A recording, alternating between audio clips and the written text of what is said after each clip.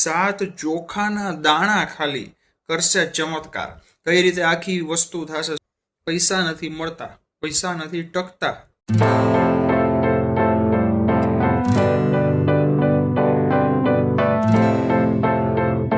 જય હનુમાન દાદા, જય પ્રભુ શ્રી રામ, હર હર મહાદેવ। તો મિત્રો, માં લક્ષ્મીની કૃપા કઈ રીતે થશે? 7 ચોખાના દાણા ખાલી કરશે ચમત્કાર। કઈ રીતે આખી વસ્તુ થશે? શું વિધિ છે, શું નિયમ છે, કઈ રીતે કરવાનું છે, અને માત્ર 7 દિવસની અંદર ધન લાભ માં લક્ષ્મી વરસાવે ભાઈ। એમની કૃપા, કરુણા, પ્રેમ, આશીર્વાદ અને દયાનો વરસાદ થાય ભાઈ, બરોબર છે? તો ફટાફટ વિડીયો શરૂ કરીએ। તમામ ભાઈ બહેનો મિત્રો સુધી વોટ્સઅપ, ફેસબુક, સોશિયલ મીડિયાના ગ્રુપ દ્વારા ફટાફટ વિડીયોને અત્યારે જ શેર કરી દેજો, જેથી બધાને લાભ મળે।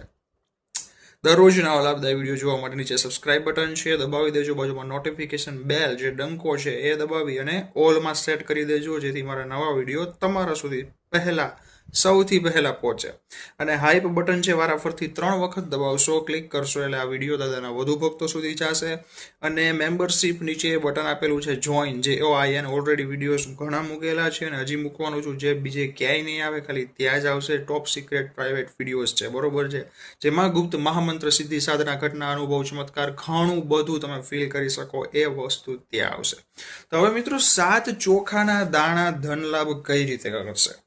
હવે સૌથી પહેલી વાત તો એ કે તમે જે રીતે સવારે મંદિરમાં બેસી, ઘરનું મંદિર હોય કે બહાર જે મંદિર છે, મંદિર તો એક જ કહેવાય ભાઈ। હવે મંદિરમાં બેસી અને તમે દાદાને પ્રાર્થના કરો છો, માતાજી છે, કુળદેવતા છે, કુળદેવી છે, બરોબર છે, સર્વદેવી દેવતા છે, તમે એમને પ્રાર્થના કરો છો। એ પ્રાર્થના તમારી સાંભળે અને તમારું કામ પૂર્ણ થાય, પણ આવું રેગ્યુલર બનતું નથી। ઘણાના પ્રશ્ન રહે છે, હનુમાન ચાલીસા રોજ કરું છું, પાઠ રોજ કરું છું, મંત્ર જાપ રોજ કરું છું, નિયમ પાળું છું, છતાં મારા કામ નથી થતા, બીજા બધાના થાય છે, આનું શું કારણ? હવે મિત્રો, કારણ માત્ર ને માત્ર એક જ છે। અગાઉ પણ કીધું છે, હજી પણ કહીશ,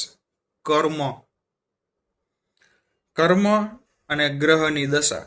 જો આ બે વસ્તુ સારી ન હોય તો તમે 100% નહીં, કરોડો ટકા સાચા હોય ને વ્યક્તિ ભાઈ, બરોબર? તમે સાચા જ છો, હું તમને નથી કહેતો, પણ જસ્ટ વાત કરું છું કે તમે કરોડો ટકા સાચા હોય, ક્યારેય ખોટું કામ કરેલું નથી, કરવું પણ નથી, બરોબર છે? અને નિયમ, પૂજા પાઠ, ભગવાનની આરતી બધું રેગ્યુલર નિત્ય કરો છો, તેમ છતાં કામ નથી થતું, પૈસા નથી મળતા, પૈસા નથી ટકતા, જે વસ્તુ જોઈ છે મળતી નથી, કલેશ રહે છે, રિલેશનશિપમાં પ્રોબ્લેમ રહે છે, કાંઈક તકલીફ, તણાવ રહે છે। એનું કારણ શું?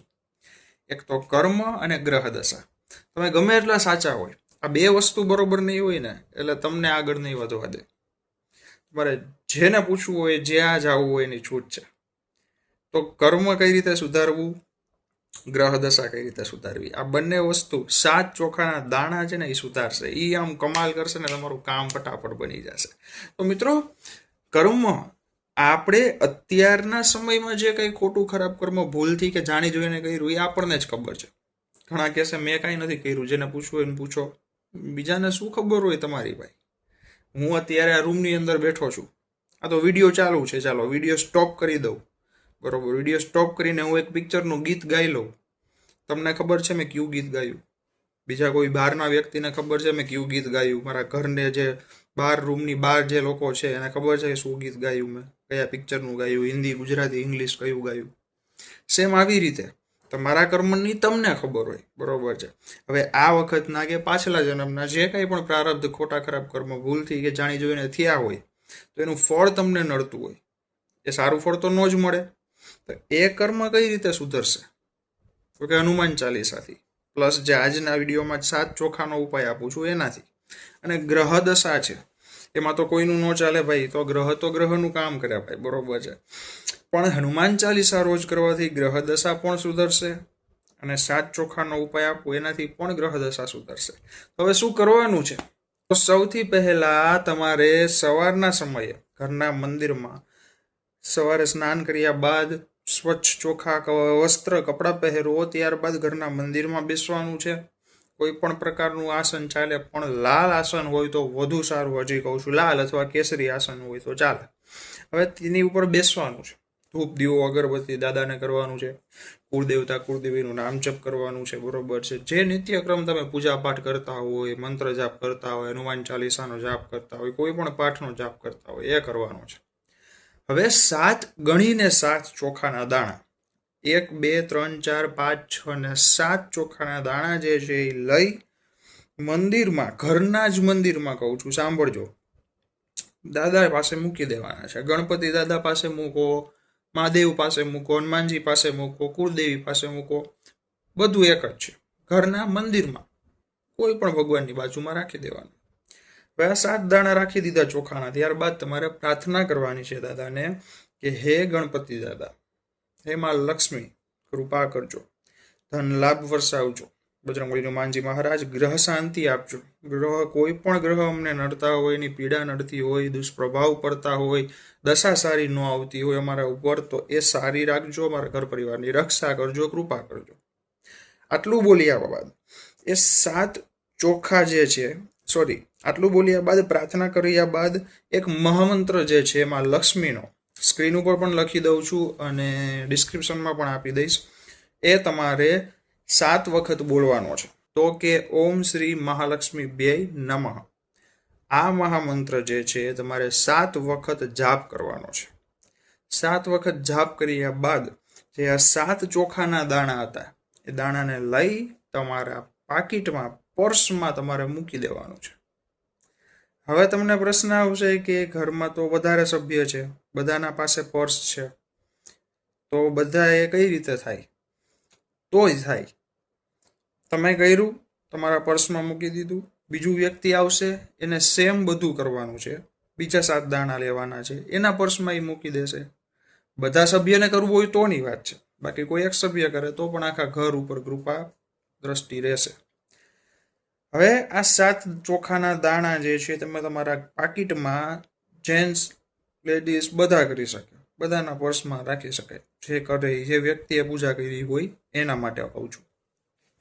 હવે 7 દાણા તમે રાખશો ને ચોખાના પાકીટમાં, પર્સમાં, એનાથી શું થશે મિત્રો? સૌથી પહેલા તો જેવા એ અંદર જશે ને, એટલે સૌથી પહેલા છે ને તમારા ઉપર અન્નપૂર્ણા માની કૃપા વરસશે. અન્નપૂર્ણા માતાજીની કૃપા આવે એટલે ક્યારેય તમે ભૂખ્યા ન રહ્યો ભાઈ, ક્યારેય તમારા ઘરમાં અન્નનો ભંડાર ખતમ ન થાય, સદા માટે ભરેલો રહેશે. કારણ કે તમે એની રિસ્પેક્ટ કરી છે, આદર માન સન્માન આપીને તમે પૂજા કર્યા બાદ એને પાકીટમાં સ્થાન આપેલું છે. બીજું એનાથી શું થશે તો કે ધન લાભ તમને કોઈ પણ જગ્યાએથી, ગમે ત્યાંથી મળે ભાઈ, કોઈની તાકાત નથી રોકી શકે, બરોબર છે. ધન લાભ મળશે, ગ્રહ શાંતિ મળશે, કોઈ પણ ગ્રહ આડા આવડા ચાલતા હોય શાંત થઈ જશે, કારણ કે તે હનુમાન દાદા પાસે પણ આપણે રાખેલું હતું, અને હનુમાન ચાલીસા તો રોજ બોલવાની જોઈએ, એટલે એનો પણ પ્રભાવ ચોખા ઉપર પડશે. હવે બીજી મહત્વની વાત એ કે ચોખા જ કેમ, ચોખા જ કેમ, આ પ્રશ્ન પણ ઘણાને આવે. તો મિત્રો, ચોખા જે છે ને ભાઈ, એ અન્નપૂર્ણા માતાજી છે ને, અન્નપૂર્ણા માતાજી હંમેશા એમની દયા, કૃપા, કરુણા, પ્રેમ છે ને, જ્યાં ચોખા હશે ને ત્યાં હશે. બહુ ઓછાને ખબર હશે, આજે હું કહું છું, બરોબર છે. અને બધી બાજુથી બધી શક્તિને એટ્રેક્ટ કરશે, ખેંચશે, આકર્ષિત કરશે અને તમને લાભ અપાવશે. તો આ ઉપાય ખાસ ને ખાસ કરજો. હવે તમને લાગશે ચોખાનું પછી કરવાનું શું, 7 દિવસ પછી કે 10 દિવસ પછી કે ગમે ત્યારે, ચોખા એમાં જ રાખી દેવાના છે. જો બહુ નડતા હોય ને તો કોઈ પણ નદી વહેતા પાણીમાં, બરોબર છે, પ્રવાહિતમાં નદીમાં તમે પધરાવી શકો, એની જરૂર નથી, એમાં રાખો તોય ચાલે. અથવા પર્સ બદલાવતા હોય તો ફરી વખત આ જ ઉપાય એ જ ચોખા સાથે મંદિરમાં બેસીને કર્યા બાદ નવા પાકીટમાં રાખી દેવાનું, બરોબર છે. તો આજના વિડીયો માટે જ માહિતી. વિડીયોને તમામ ભાઈ બહેનો મિત્રો સુધી વોટ્સઅપ, ફેસબુક, સોશિયલ મીડિયાના ગ્રુપ દ્વારા ખાસ શેર કરજો, જેથી બધાને લાભ મળે.